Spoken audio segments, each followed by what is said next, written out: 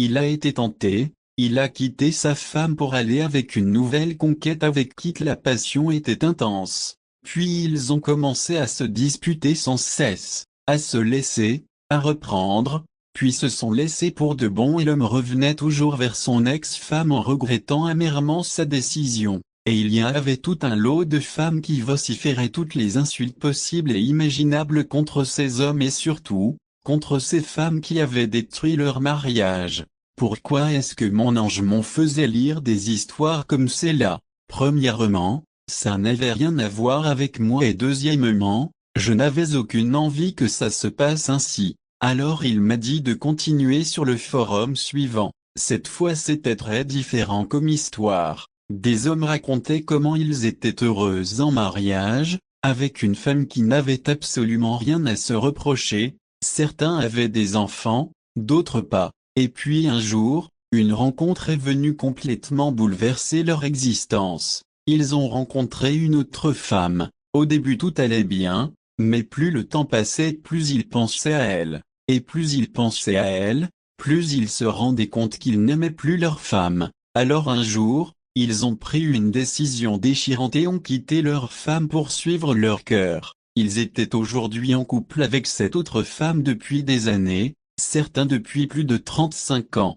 et aucun ne regrettait leur décision. C'était une relation harmonieuse et agréable. Tout le monde s'entendait bien d'ailleurs, parce que personne n'avait rien fait de mal. Ça semblait presque trop beau, mais voilà, il y en avait plusieurs histoires comme celle-là. Les différences entre les premières et les deuxièmes sont flagrantes. Les premières sont marquées par la passion, leur couple n'allait pas bien, leur femme les négligeait, et ils agissaient sur un coup de tête. Puis ils regrettaient. Nous n'avons pas les idées claires lorsque nous traversons une période difficile et il devient facile de rêver à mieux. Mais lorsque tout va bien et que mieux nous arrive, cette fois nous sommes enclins à prendre une décision réfléchie et que nous ne regretterons pas. Cette vérité s'applique pour toutes relations amoureuses, mais elle est encore plus importante lorsqu'il s'agit d'âmes jumelles. Personne ne rêve du premier scénario, alors pourquoi tout faire pour qu'il se réalise? 86. Pour moi,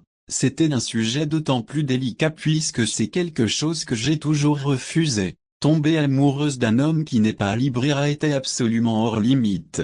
Moralement, je vivais très mal avec cette idée qui allait contre toutes mes valeurs. Donc pour m'aider, mon ange m'a rappelé un proverbe que ma mère me répétait toujours lorsque j'étais adolescente. Si tu aimes quelqu'un, laisse-le partir. S'il te revient, c'est qu'il t'appartient. S'il ne te revient pas, c'est qu'il ne t'a jamais appartenu. Eh bien laisse-le aller et tu verras qu'il te reviendra. Il t'a toujours appartenu, il n'a jamais été à elle. Celle qui est célibataire devra donc simplement se tenir en retrait et attendre patiemment que les choses se mettent en place d'elles-mêmes, que les anges accomplissent leur miracle. En premier lieu, la flamme jumelle qui est en couple a des choses à vivre avec la personne avec qui elle a sans doute des choses à apprendre et à régler. Elle reviendra vers elle lorsque le moment sera parfait. Avant cela, ce serait prématuré et n'ayez